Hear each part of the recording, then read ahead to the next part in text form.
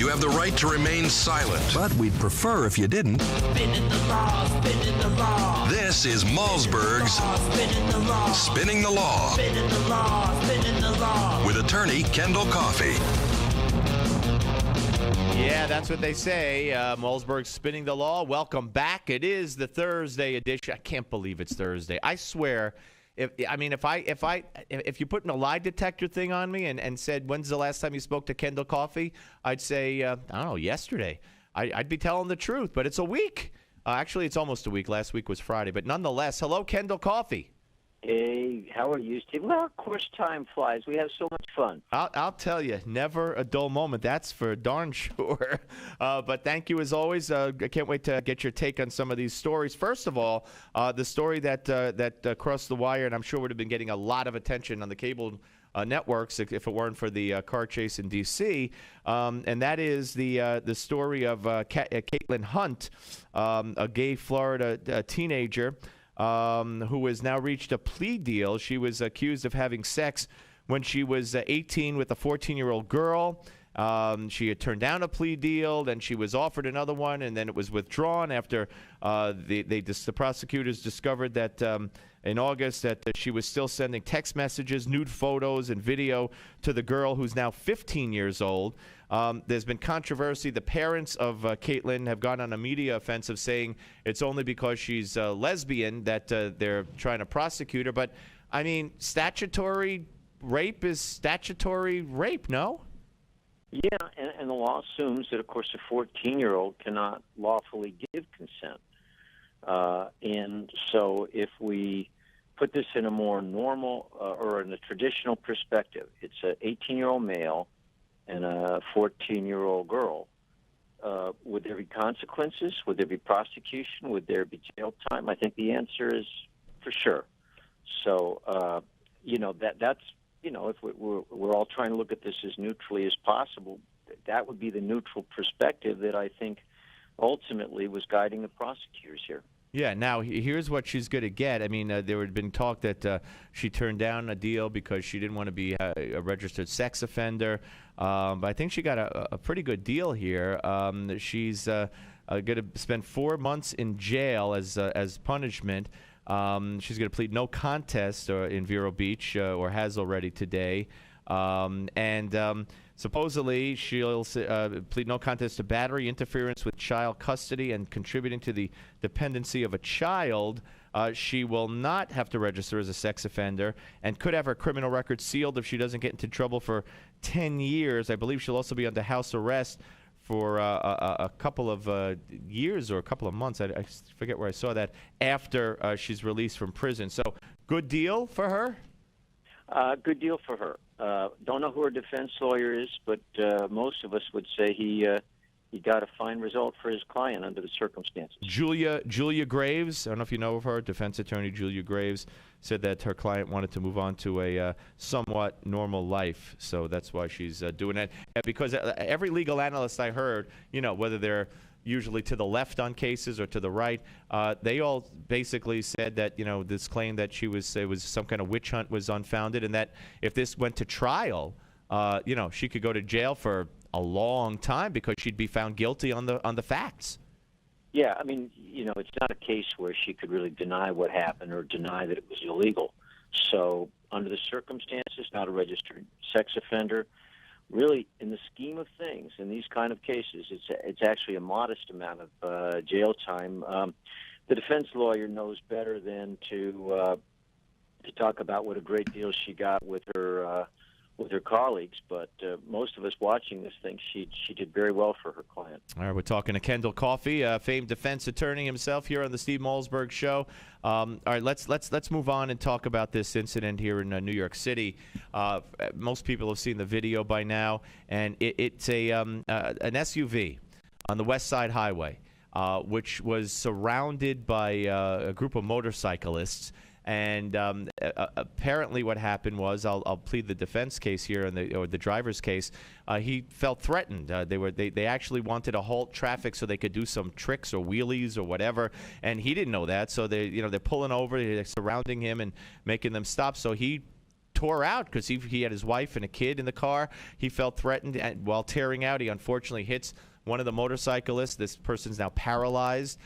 They chase this car down, make them get off the road and block them and start beating on the windshield with helmets. And one guy pulls him out and starts beating him.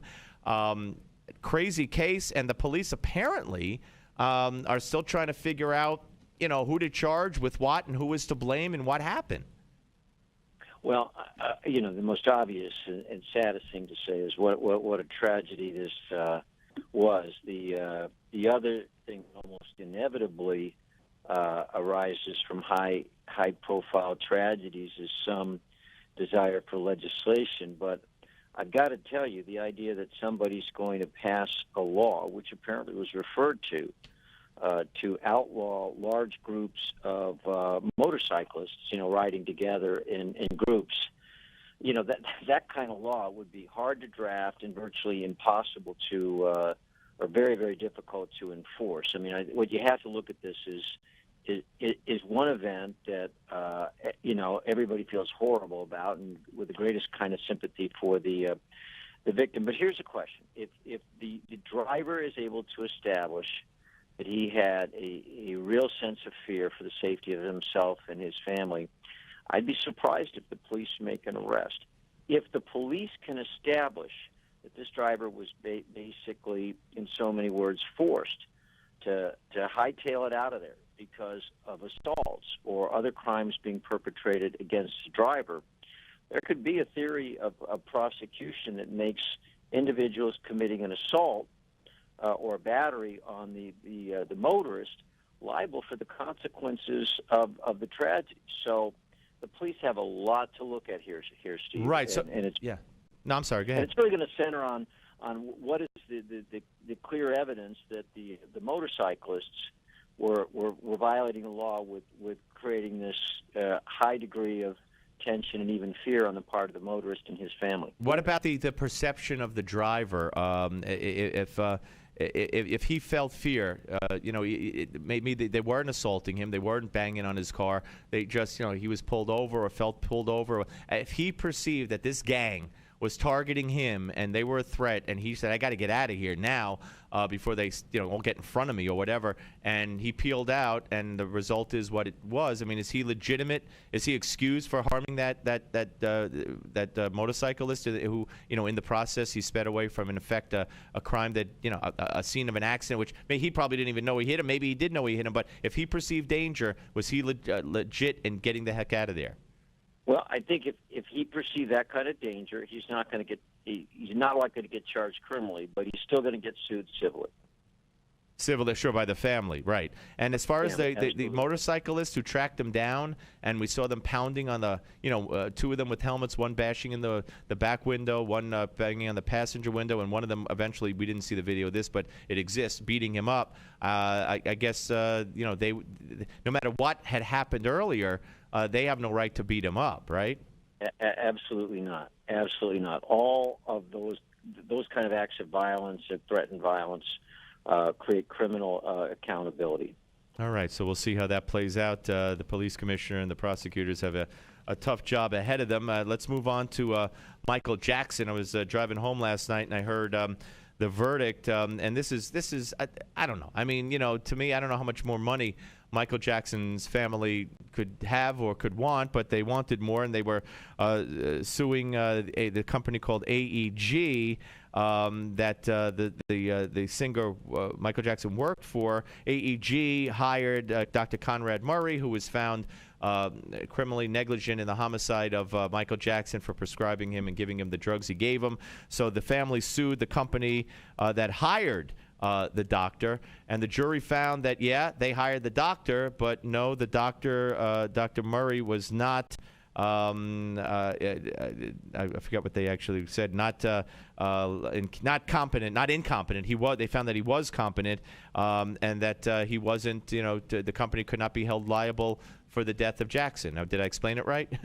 Yeah, no, you explained it exactly right. And, at the end of it, you think the jury had to really think that Jackson wanted Murray. Jackson, even though the other company may have hired him and paid for him as part of the deal, Jackson was really calling the shots. And that, when you look at who's responsible, it seems apparent that the jury thought that, of course, Conrad Murray, who was convicted in the death of Michael Jackson, was found to be the most responsible. But that as between the concert promoter and Michael Jackson, that the late great Michael Jackson, had a responsibility that couldn't be pushed away and pushed on this other company. Right. All right, one more, and that involves the Boston bombing suspect, Zohar Tarznev. His lawyers are asking a judge to lift restrictions placed on him in prison, saying the conditions are overly harsh, have left him nearly totally isolated, and are impairing their ability to defend him. He has limited access to mail, telephone, and visitors. It's known as, I believe, special administrative measures. These are restrictions used in terrorism cases, and his lawyers are fighting it. Do they have a point on the inability to establish and wage an adequate defense? Well, I'd be surprised if they do. I mean, of course, a client who's charged with crime, incredibly serious crime like this, has to have access to his lawyer in our system. But I've been involved in not quite this kind of a case, but a case I was representing an anti-Castro activist who was accused of gathering and being prepared to deploy weapons to use against the Castro regime. And I got to tell you, the security measures were extremely, extremely stringent, but they make sure the lawyers have access. And you have access through a window, just like we've all seen in movies, and it's very limited, and there's plenty of protection, but the law is allowed to do that. And when somebody especially is charged with terrorism, my client wasn't charged with terrorism crimes, but when they're charged with terrorism, the law assumes that by the very nature of what they're doing, they're engaged in a willingness not only to inflict terrible atrocities, but to communicate with others is part of a broader network or broader scheme. So is this pretty strict, harsh stuff? Yeah. Are they almost assuredly giving him access to his attorneys? I am sure they are. Do we think the judge is going to change anything about this? I would be astonished. Well, I do agree with you, and I'm sure you're right. And nobody has any sympathy, at least I don't, for this suspect who I don't think there's much question did what he's charged with doing. Kendall, as always, we thank you for your time. Fascinating 10, 15 minutes with us, and I look forward to the next time. Hey, thank you, and thanks for the great theme music. It's always put a smile on my face. Wait a minute, I thought you liked my singing. Even more. Oh, okay, all right, but you like the theme music. Good, okay. You don't want to hear me sing while I'm on antibiotics either. But Kendall Coffey, ladies and gentlemen.